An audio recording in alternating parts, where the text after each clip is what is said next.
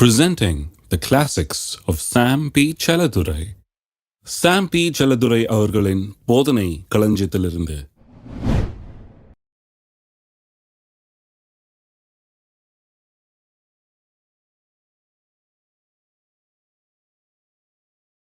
கர்த்தர் இவர்களுக்காக வைத்திருக்கிற அந்த பாலும் தேனும் ஓடுற தேசத்தை இவர்கள் சுதந்திரிக்க வேணும்னு கர்த்தர் கங்கணம் கட்டிட்டு இருக்கிறார். கர்த்தர் அதில் ரொம்ப தீவிரமா இருக்கார். நீ அதை எடுக்கிற வரைக்கும் நான் உன்னை விட மாட்டேன்றாரு. என்ன வச்சிருக்கிறாரு கர்த்தர்? திருப்போம் உபாகமம் 8ஆம் அதிகாரம். உபாகமம் 8ஆம் அதிகாரத்துக்கு நான் சொல்லுகிறேன், இருக்கிறதுலே பெஸ்ட்டை தான் தேவனுடைய ஜனங்கள் அனுபவிக்க வேண்டும் என்பது கர்த்தருடைய சித்தம். இருக்கிறதுலையே பெஸ்ட் எல்லாம் சொல்லுங்க, பெஸ்ட். அது எங்கேயா இருக்குது பைபிள்ல? என்னதீங்க, இப்ப காமிக்கிறேன். உன் தேவனாகிய கர்த்தர் உன்னை நல்ல தேசத்திலே, நல்லனா வெறும் நல்ல தேசம் இல்லை, பெஸ்ட் தேசம்னு போட்டுங்க பக்கத்திலேயே. நல்லன்றது ஒரு ரவுண்டு போட்டு பக்கத்தில் பெஸ்ட்னு போட்டிங்கன்னா எப்போ வாசித்தாலும் அது ஞாபகம் வந்துடும். இது பெஸ்ட் தேசத்திலே கர்த்தர் உன்னை பெஸ்ட் தேசத்திலே பிரவேசிக்க பண்ணுகிறார். அது பள்ளத்தாக்குகளிலும் மலைகளிலும் இருந்து புறப்படுகிற ஆறுகளும் ஊற்றுகளும் ஏரிகளும் உள்ள தேசம். நம்ம ஊரில் சொல்லுவோமே தண்ணி இல்லாத காட்டுக்கு அனுப்புவோம், அப்படிலாம் யோசிக்கல கர்த்தர். அவர் என்னெல்லாம் பாருங்க எப்படி இருக்குன்னு, ஆறுகளும் ஏரிகளும் நதிகளும் உள்ள தேசத்துக்கு, மலைப்பாங்கான அருமையான இடத்துக்கு அனுப்புறேன்றாரு. அது கோதுமையும் வார்கோதுமையும் திராட்சை செடிகளும் அத்தி மரங்களும் மாதளம் செடிகளும் உள்ள தேசம். அது ஒலிவ மரங்களும் எண்ணெயும் தேனும் உள்ள தேசம்.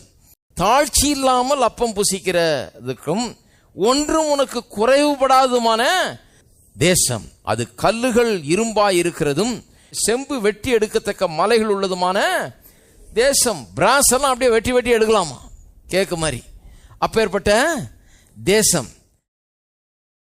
அந்த தேசம் எப்படிப்பட்ட தேசம்னு சொல்லிட்டாரு. அவங்க பாருங்க, அந்த எல்லை வரைக்கும் வந்துட்டாங்க.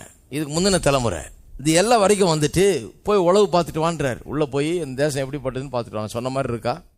அதுலேருந்து கொஞ்சம் கனிகள்லாம் எடுத்துட்டு வான்றாரு. கனிகள்லாம் எடுத்துட்டு வான்னு சொன்னோன்னா போய் இவங்க எடுத்துட்டு வர்றாங்க பாருங்க. ஒரு கொலை திராட்சை செடி எடுத்தாங்களாம். ஒரு கொலை திராட்சையில் ஒரு கொலை எடுத்துருக்குறாங்க. அந்த ஒரு கொலையை தூக்குறதுக்கு, நீங்களாம் திராட்சை கொலையெல்லாம் பார்த்துருக்கீங்க இல்லையா? நானும் பார்த்துருக்கிறேன். இந்த ஒரு கொலையை தூக்குறதுக்கு 2 ஆள் தேவைப்பட்டுச்சு. 2 பேர் தோளுக்கு நடுவில் கம்பு கட்டி ஒரு கொலையை தூக்கிட்டு வர்றாங்களாம். ஒரு பழமும் இவ்வளோ பெருசு இருந்திருக்கும்னு நினைக்கிறேன். திராட்சை பழம் என்ன பழமோ தெரியல. அதை ஏன் எடுத்துகிட்டு வர சொன்னார்னா, இது நம்பாத ஜனம், இது செழிப்பே மைண்டில் நுழையாத ஜனம். இது இப்படி தான் சொன்னார், அங்கே அதுதான் இருக்குதுன்றதை இவனுக்கு காமிச்சாதான் இவன் கண்ணு நம்பும். அதனால போய் வரும்போது கையோட எடுத்துட்டு வாப்பா, இதை பார்க்கட்டும். பார்த்தாலாவது அவனுக்கு தெரியும், இந்த மாதுளம் பழங்களையும் இந்த திராட்சை பழத்தையும் பார்த்தாவது அவனுக்கு நம்பிக்கை வரும். ஆமா, கர்த்தர் சொன்னார் பாலும் தேனும் ஓடுற தேசம்னு. அப்படிதான் இருக்குது. பழத்தை பாரு, ஒன்னொன்னே எவ்வளோ பெருசா இருக்குது. வா அங்கே போயிடலாமா, அதான் பெஸ்ட்டு. ஏன் இங்கே உட்காந்துட்டு கிடப்பானா வனாந்தரத்தில், உள்ள போய் நுழைஞ்சு அதை அனுபவிப்போன்ற ஒரு புத்தி வரணும். ஆனால் நிறைய பேருக்கு வர்றதில்லை பாருங்க. அநேகருக்கு ஏன் அந்த சுதந்திரித்து கொள்ளக்கூடிய நிலையில் அவர் இல்லைன்னா, இவங்க மைண்ட் இன்னும் செட் ஆகலை. இவங்க மைண்ட் அதை நம்ப மறுக்குது. மைண்டு ரெடி ஆயிடுச்சுன்னா எல்லாம் ரெடி ஆயிடும். நம்ம மைண்டு ரெடி ஆகலன்னா ஒன்றும் ரெடி பண்ண முடியாது பாருங்க. மென்டலி ரெடியா இருக்கணும். எத்தனை பேர் சுதந்திரத்தை சுதந்திரித்து கொள்ள மென்டலி ஆயத்தமா இருக்கிறீங்க பாருங்க. அது ரொம்ப முக்கியம் பாருங்க. நம்முடைய மைண்டை ரெடி பண்ண வேணும். பிரசங்கள்லாம் கேட்கும்போது இந்த தாழ்ச்சி குறைவு இந்த மைண்டெல்லாம் மாறணும் பாருங்க. எல்லாம் முடியும் என்னால், எல்லாம் எனக்கு சொந்தம், எனக்கு எதெல்லாம் தேவையோ அதையெல்லாம் என்னால் பெற்றுக்கொள்ள முடியும். ஒருவேளை இன்னைக்கு இல்லாமல் இருக்கலாம், நாளைக்கு நிச்சயமா நான் அதை அடைய முடியும். என்னுடைய விசுவாசம் அதை எனக்கு கொண்டு வரும். எனக்கு குறைவில்லை, நிச்சயமா அதை நான் செய்வேன் அப்படிங்கிற ஒரு விசுவாசம் நமக்குள்ள வேணும் பாருங்க. இன்னைக்கு இல்லைன்றதை பற்றி கவலைப்படாதீங்க. நாளைக்கு எப்படி இருக்க போறீங்க அதை செட் பண்ணுங்க. இன்னைக்கு மைண்டை கரெக்டாக செட் பண்ணுங்க. நாளைக்கு வேற விதமாக வாழ்க்கை இருக்கும். ஒன்னும் இல்லையா பிரதர், அது ஒன்னும் இல்லையா பேசாதீங்க. எல்லாம் இருக்குதுன்றது வேதம் சொல்லுது. எல்லாம் உங்களுடையதுன்றதை இன்னைக்கு பேச ஆரம்பிங்க. ஒன்னும் இல்லாத போதும் அதை பேசணும். எல்லாம் உங்களுடையதுன்றது. ஹலோ, எப்போ பேசணும்? எல்லாம் கொஞ்சம் வந்த பிறகு பேசினா அது நியாயமா இருக்கும் பிரதர். உங்க நியாயமாவது இதாவது அந்த நியாயம் தான் வேணாங்கிறது. அது விசுவாசமே இல்லை. விசுவாசம் எப்போ பேசுது? ஒண்ணுமே இல்லாத இருக்கு. இப்போ ஒரு பிள்ளை இல்லை, அநேக ஜாதிகளுக்கு தகப்பன்னு பேசுறான். அப்பதான் புள்ள பிறகுது. ஹலோ, நிறைய பேர் பிறக்கிறதோட கெடுத்துருவாங்க இவங்க பேசியே. அதனால தான் சகரியா வாயை மூடினாங்க பிறக்கிற வரைக்கும். ஏன்னா இவன் பேசினான்னா பிறக்கிறதும் பிறக்காது. சிலர் பேசினா எந்த நல்ல காரியம் நடக்கவே நடக்கா. சில வீடுகளில் எந்த நல்ல காரியம் நடக்கிறது இல்லை. ஏன்னா அங்கே இருக்கிற ஆள் பேசுறது அந்த மாதிரி பேச்சு.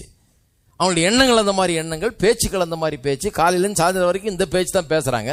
அதனால தான் ஒன்றும் நடக்காது. அவங்க கடவுள் எவ்வளோ வச்சுருந்தாலும் இவங்க ஒன்றும் சுதந்திரிக்க போகிறதே கிடையாது. இப்போ இவ்வளோ பெரிய பிரசங்கம் பண்ணுறோம். சிலர் பாருங்க வீட்டில் போய் என்ன சொல்கிறாரு, அதெல்லாம் என்னத்த இருக்குது பூமியை சுதந்திரிப்பான்னு. ஆமாம் இருக்குது, எல்லாம் உங்களுக்கு அதெல்லாம் எந்த அளவுக்கு உண்மைன்னு பார்க்கணும். எப்போ பார்த்து எப்போ ஆகிறது. அப்படிப்பட்ட ஆளுங்க இருக்கிறாங்க பாருங்க. நான் சொல்கிறேன், இன்னைக்கு இல்லை இன்னும் 50 வருஷம் போனாலும் ஒன்றும் கிடைக்கவே கிடைக்காது. யாருக்கு கிடைக்கும்? கர்த்தர் சொல்லிட்டார், ஆகவே எங்கிட்ட எவ்வளோ இருக்குன்னு பார்க்க போறது இல்லை. கர்த்தர் சொன்னது எனக்கு உண்டு, எல்லாம் உங்களுடையதுன்னு சொல்லி இருக்குது. அப்ப எல்லாம் என்னுடையது. இருக்கீங்களா? எல்லாம் சொல்லுங்க, எல்லாம் என்னுடையது. போகும்போது அதே சொல்லிட்டே போங்க, எல்லாம் என்னுடையது, எல்லாம் என்னுடையது. இல்லைன்னா பரவாயில்ல, நான் எல்லாம் என்னுடையது. இதை எப்படி எடுக்கணும்னு எனக்கு தெரியும், எப்படி இதை கொண்டுறணும்னு எனக்கு தெரியும்.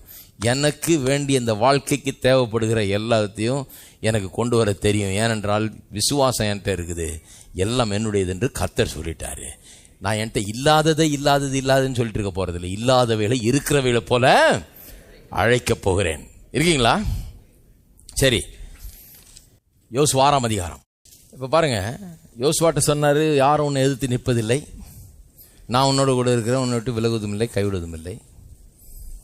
உனக்கு கொடுக்க தேசத்தை கொடுக்க தீர்மானிச்சிட்டேன், உனக்கு அந்த ஜனங்களுக்கு வந்துட்டார். இப்போ எப்படி கொடுக்குறார் பாருங்க. 6ஆம் அதிகாரம் யோசுவா 6:1. எரிகோ இஸ்ரவேலுக்கு புத்திரருக்கு முன்பாக அடைக்கப்பட்டிருந்தது. அவங்களுக்கு ஏற்கனவே பயம் உண்டாயிடுச்சு. இந்த ஜனங்களோட கர்த்தர் இருக்கிறாராம், சமுத்திரம்லாம் திறந்து தான், என்னமோ பெரிய பெரிய அற்புதம்லாம் நடக்குதான், ரொம்ப டேஞ்சரான ஆசாமிங்க, வெறும் ஆடு மேய்க்கிற ஆளுங்க தான், பெரிய ரதமும் இல்லை, குதிரையும் இல்லை, ஒன்றும் இல்லைன்ட்டு. ஆனால் என்னமோ ஒரு டிவைன் பவர் இருக்குது அவங்கள்ட்ட நம்ம தோத்துருவோம் போல இருக்குன்னு இவனுக்கு ஏற்கனவே பயமாயிடுச்சு எரிகோவில் இருக்கிற ஆளுகளுக்கு.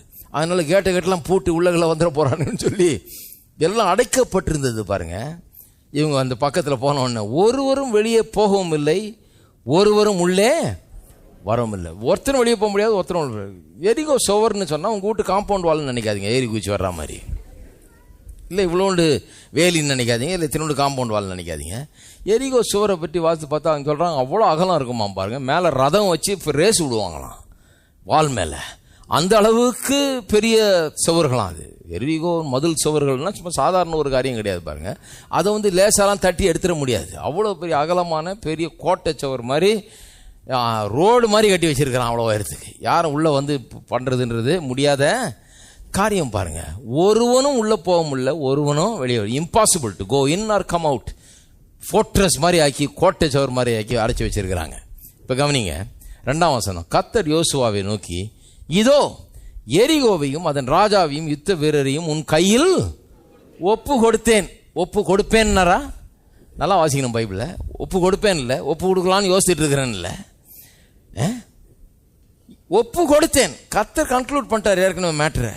ஒப்பு கொடுத்தேன், கொடுத்து முடிச்சாச்சுன்றார். ஒப்பு கொடுத்தேன். இதில் என்ன விசேஷம்னா, இங்கிலீஷ் பைபிளில் வாசித்து பார்த்தீங்கன்னா இன்னும் ரொம்ப நல்லா வருது. தமிழில் அந்த டிரான்ஸ்லேட் பண்ணும்போது அது அவ்வளோ சரியாக வரமாட்டேங்குது.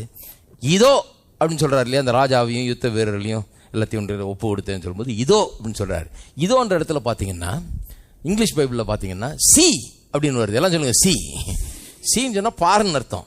இந்த பாறை தான் என்ன பண்ணிட்டாங்க தமிழில் இதோ. இதோன்னா பாருன்னு அர்த்தம். இதோ அப்படின்னா என்ன அர்த்தம்? பார் அப்படின்னு அர்த்தம். எதை பார்க்க சொல்றாரு? நல்லா கவனிங்க. என்ன பார்க்க முடியுங்க?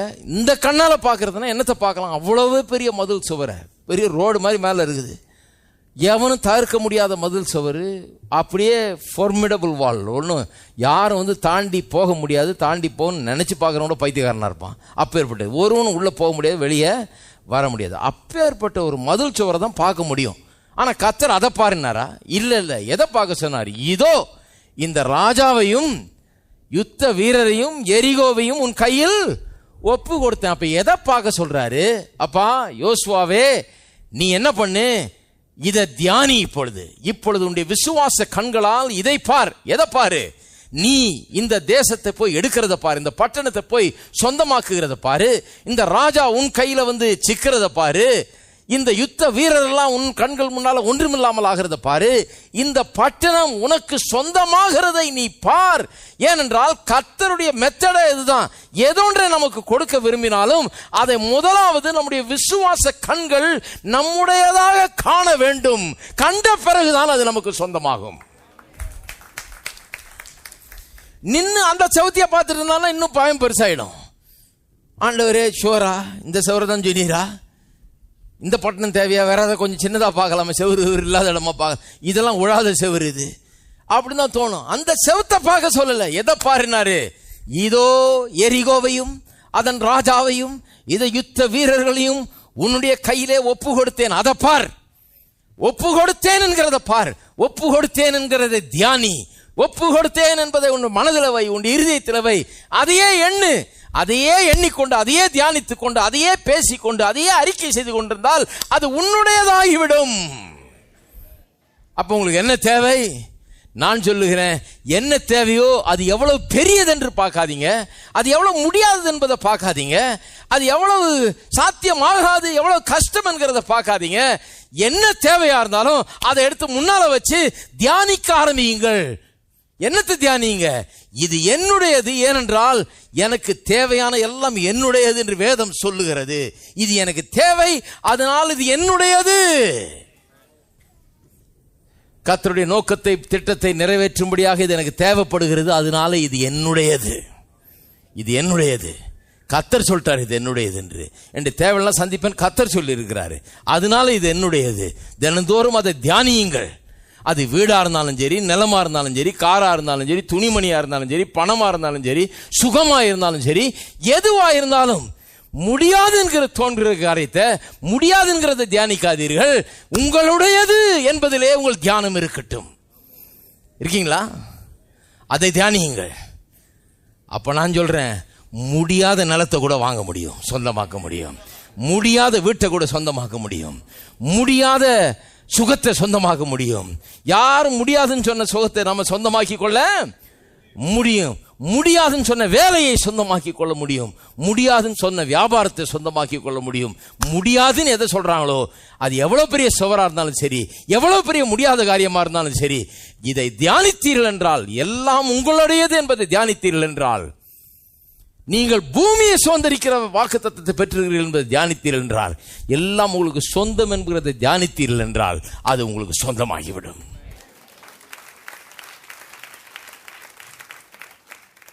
எழுந்து நிற்போம். நிறைய பேர் எதை பார்த்துட்டு இருக்கிறாங்க? முடியாதுன்றதை தான் பார்த்துட்டு இருப்பாங்க. செவுரு பெருசு, உள்ள ராட்சசர், அவங்க மனுஷரை திங்குறவங்களாம், அவங்க அது ரொம்ப கஷ்டம், இது முடியாது, அதைத்தான் பார்க்க வேணாங்கிறது. அதை பார்க்க வேணாம். எதை பாருங்க? கர்த்தர் என்ன சொல்லியிருக்காரோ அதை பாருங்க. எத்தனை பேர் பார்க்க போறீங்க? கர்த்தர் எதை சொல்லியிருக்காரு?